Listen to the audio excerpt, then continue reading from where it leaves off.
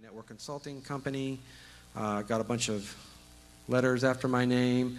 Wrote a book and been doing this a while, so a little bit familiar with IP networks. What is GeoIP blocking? Just like it sounds, it's taking big chunks of IPs and blocking them from your network indiscriminately for no reason other than where they come from geographically on your firewall, or it works on routers too. Just some statistics for you. This is a study done by Spam House of the top spamming countries, and I'm not giving you the whole list here, but these are the top 3. No surprise, USA is number 1. We love to be number 1 at everything, and this is no exception. But right behind us is South Korea, China, Taiwan right behind that. So there's a number of countries that this is concentrated in. Adds up to about 21% for just those 2. This is just spam, but it's an example of where bad stuff's coming from. Why do this? First reason is it's easy, it's quick. You don't have to buy any new hardware or software. You can just put some entries in your router. Again, no cost, just typing it in. You might have to spend some labor to type in some of the larger blocks, but it's still not a whole lot of investment. It also enables you to sort of blanket avoid all kinds of attacks, not just spam or viruses or worms. We just drop everything, period. Forget it. We're just not going to accept anything from those areas.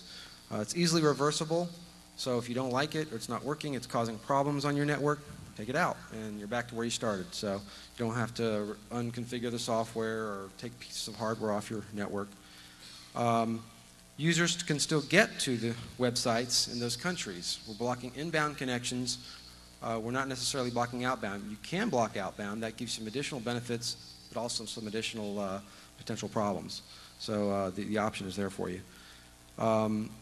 Most companies, let's face it, don't need to have these countries accessing their network.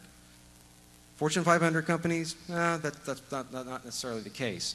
But there's a lot of other companies out there that don't necessarily want or need to do business with these countries, and there's no reason to accept inbound connections from these locations.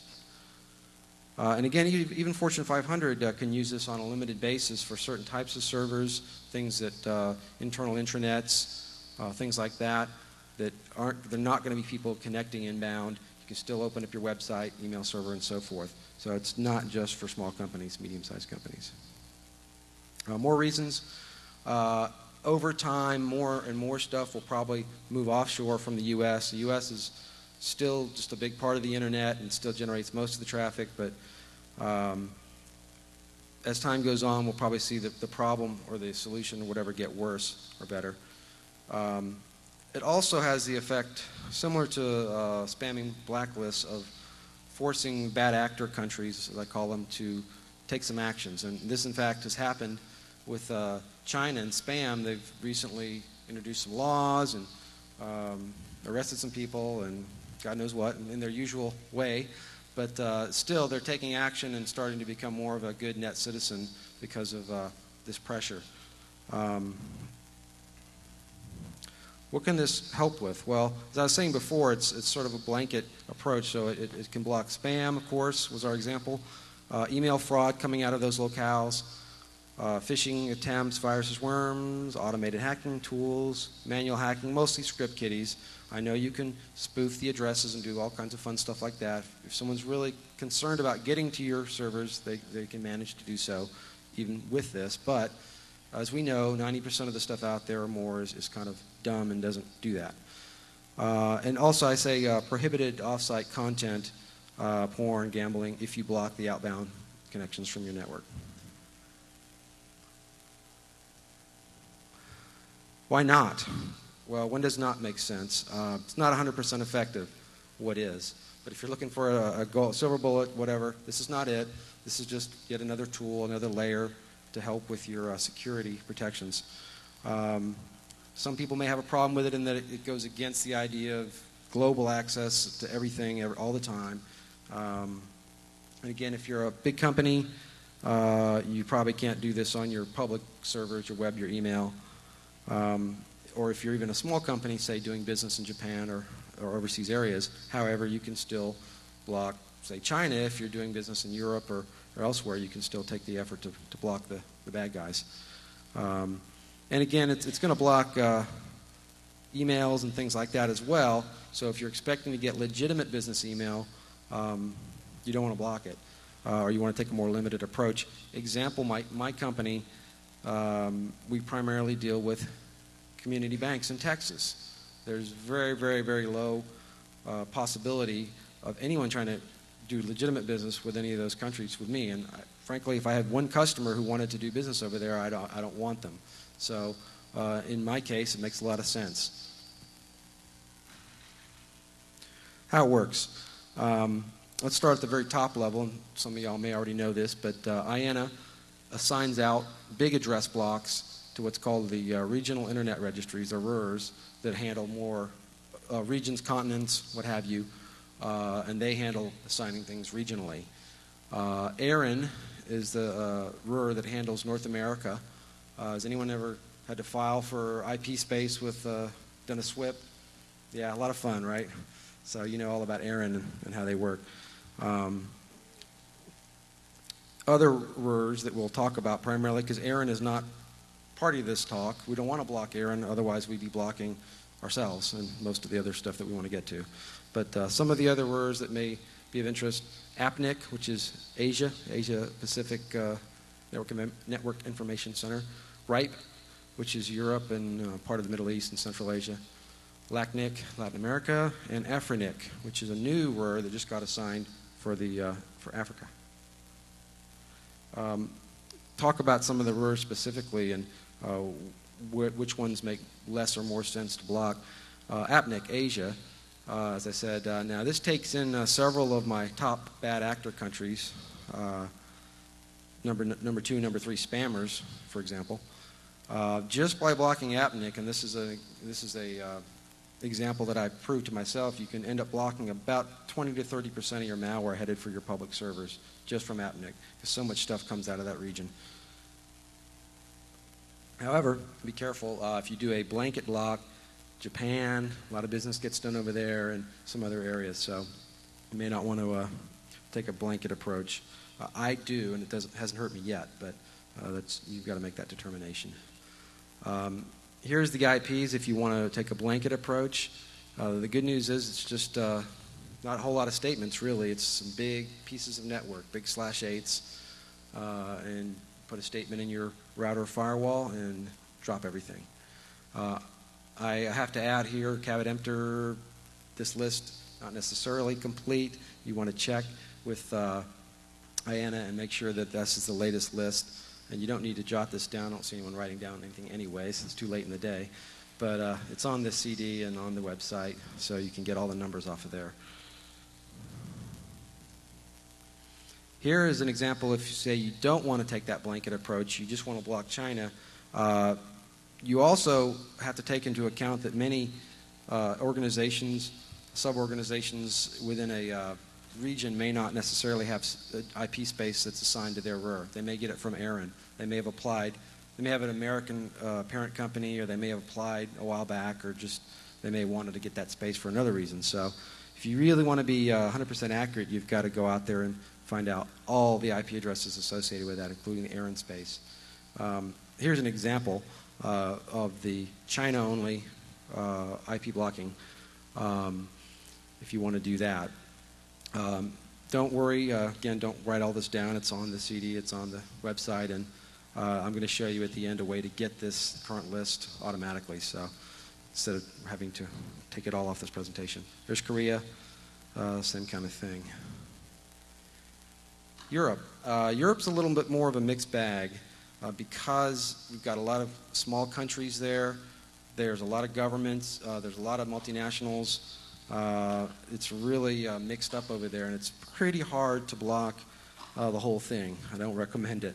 But you can sort of take a couple of countries that are particularly troublesome, such as Russia, and drop that, because a lot of stuff comes out of Russia.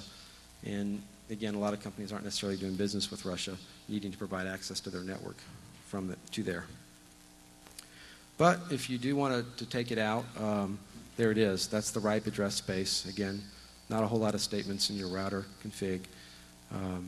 Type them in and go. I'll be giving examples at the end. So, LACNIC is Latin America and Caribbean. A lot of these organizations use ARIN space, again, because they either have a company in the U.S. or they've established their presence there.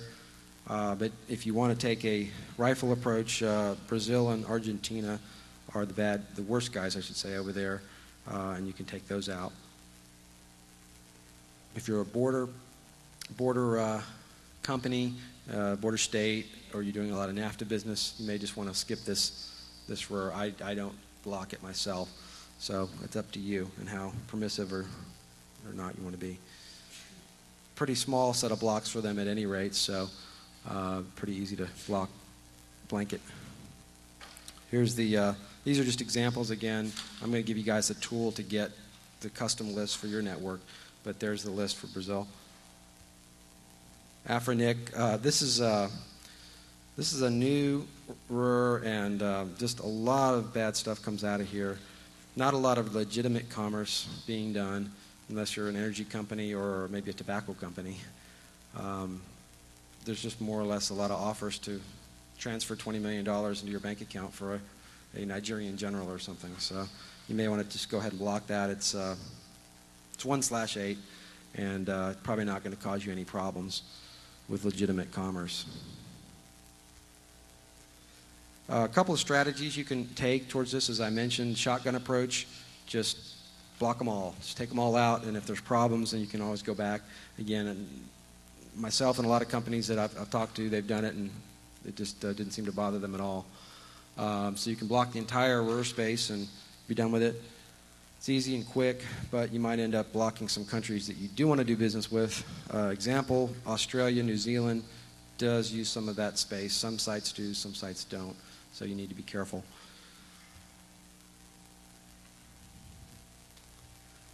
The rifle approach, which is generally what I recommend, is taking country-by-country assignments and saying, I want to take these guys out. Easiest thing to do if you want a quick hit is just those top three, China, Taiwan, and South Korea, and get a 20 or 30%, lessen the load on your DMZ servers, your mail servers, by 20 to 30%, without doing a whole lot of harm to anyone wanting to come in legitimately. It is time consuming. You do have to kind of keep up with the configs, but there are some ways to automate that, which I'll show you in a moment, to speed up that process. You can also take a little more of a limited approach on a protocol level and say, well, I'm going to block everything but mail, or everything but mail and web. So the mail servers still function and the web servers still function, but if someone's trying to SSH or Telnet, FTP, that stuff gets dropped. You can also block different segments, so you're going to block anything headed for your private LAN, but let's leave the DMZ wide open. But you don't really get any spam benefit here, or public server exploit benefit. You get, zombie stuff and things coming into your network, your LAN, but you're not going to get the server benefit if you do that. You can decide to go the other way and allow everything, but we're only going to block interactive services, Telnet, SSH, things like this, terminal services where someone could get in and possibly do some damage. You can pick certain servers to block. Say you have a VPN server or database server, and you're just going to block it for that specific host or set of hosts, not all your other servers. You might decide to block the entire RUR, but leave open a certain hotel or ISP web space. Sorry, web space, that should be IP space. To allow VPN access. If your company has a deal with Hilton and everyone stays at Hilton, you can find out their IPs and not block that. Some examples, and this is not rocket science. You all probably are familiar with IP chains. Just a simple deny statement. You do have to enter one of these for every block, every contiguous block, so you can't, at least in IP chains and IP tables, there's no easy way to block them all with one quick statement. This is the IP tables example. Ignore that it says IP chain. Sorry, I edited this morning and was not expecting to have to go on until Sunday, so there may be some typos. But there's the IP tables example. Cisco, if you're into Cisco, there's the Cisco example. Sonic wall, and so on, just whatever particular router or firewall that you happen to like. Figure out the syntax and enter the numbers. Here's an example on IP tables. What I was talking about letting web through. So we're using the not operator to deny everything except it's not web. We're going to deny it if it's not web. If it's web, it comes through. And you could add D ports and add additional ports if you want to. Webmail, whatever. Automation. What makes all this make sense? Well, there's a site out there, excellent site, ip.ludos.net. And there's actually a couple of sites. I happen to find this one to be the easiest to use, and it's free. And they're not trying to sell you any products. It has a script that will generate country-specific lists, and you can import that straight in using the script I'll give you in a minute. You just pull a text file, and or you can pull their whole file and parse it yourself if you want to do that, if you want to get fancy with your own script.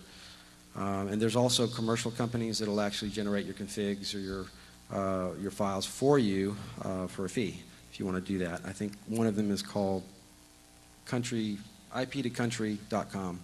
It's not on there, but that's an example of one of those. Starting to see some, especially in Europe, some ISPs are doing this. Large website search engines. We're starting to see some of the bigger companies actually use this technique. Kind of interesting on their part that they would do that, but they're obviously they see the value in avoiding all that bad stuff. Here's a quickie script. Again, forgive any syntactical errors since I jammed this out this morning, but this basically will grab your text file you pulled off Ludos site and drop it into IP tables, go line by line, and create the entries. So all you have to do is grab the file and run the script. You can automate that in cron, and it'll get all your IPs updated. That Ludos site updates daily, so they have pretty current information on them. Resources. This is a good list of a blocking list. This also includes not country specific, but other things like big spammers and so forth. So if you don't want to just do geo, you can also block by types of bad things like spam and so forth. And that's the Ludos IP to country database. Got a little extra for you guys since you're having to watch this presentation instead of the one you were expecting. We were going to we proposed to do a full session on hacker-related humor. They did not elect to let us do it, but you guys are going to get it anyway, so I have some extra time. A shortened version. I've got a top 10 list for you. This is the top 10 pickup lines overheard at DEFCON 13 from the home office. Number 10. Want to go war driving out by the point?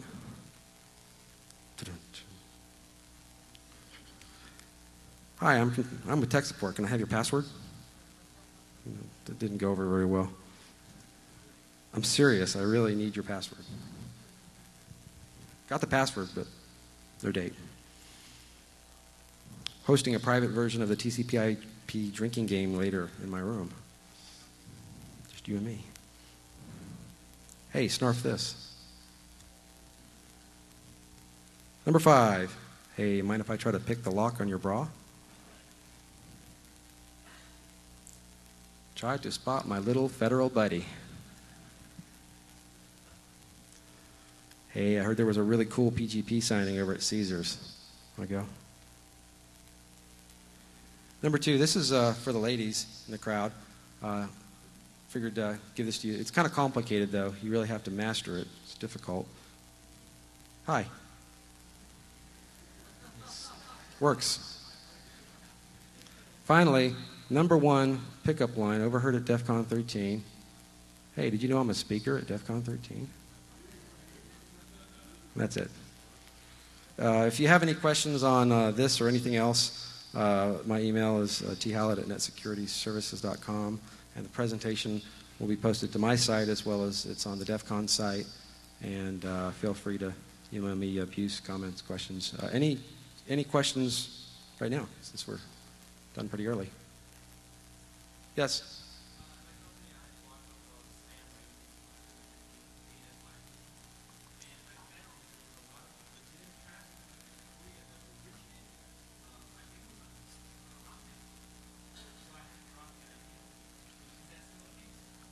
I haven't, you said there's,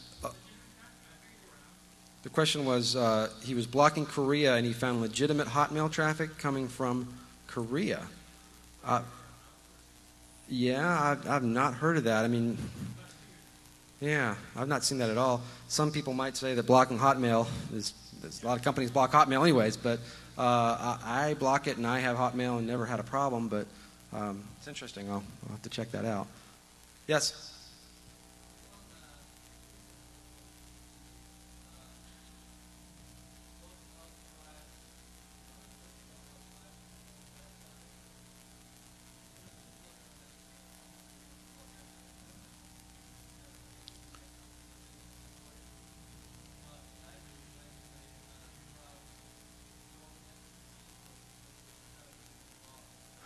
Like a, kind of like a honey net, sort of, kind of?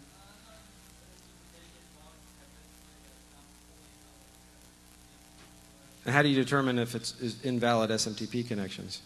From those by IP, or?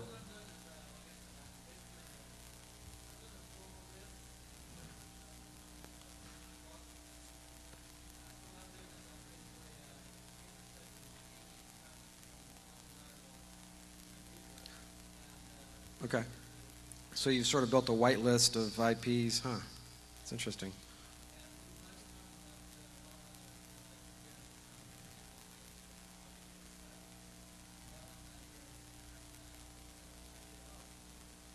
Yeah, I mean, you can do all kinds of interesting things with your IP table statements about what you do with it and where you send, I mean, drop, deny, and you can get really fancy with it and do fun stuff with it.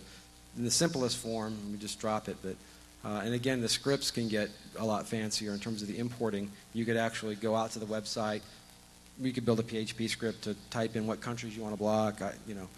We haven't done that because we don't need it, but someone out there could probably whip it up pretty quickly, I'm sure.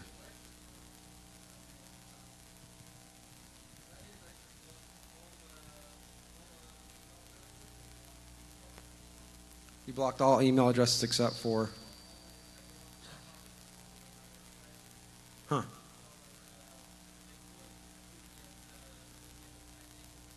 Yeah.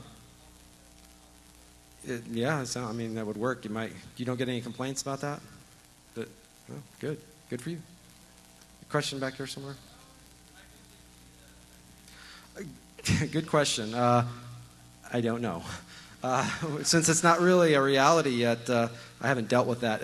And again, I don't try to oversell this. This may only work for a year or two, but to me, if it takes me 15 minutes and it works and it does something, it's worth doing.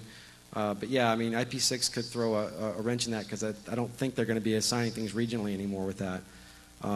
Also, I didn't mention this, but some other fun things you can do with, you can do GeoIP detection. And write some snort rules to detect Chinese IP addresses on your network for some reason. So we've done that too about, well, if it did get through, why, it's on our network now, let's throw up an alert. So there's some other, advanced topics. But again, this is just something down and dirty that you can do that might save you some grief, and anything that lowers the percentage chance of me getting exploited and is, that cost is low and the benefit is relatively high, is a good thing to me. Any other questions? Great. Thanks for coming. I really appreciate it, and have a good show.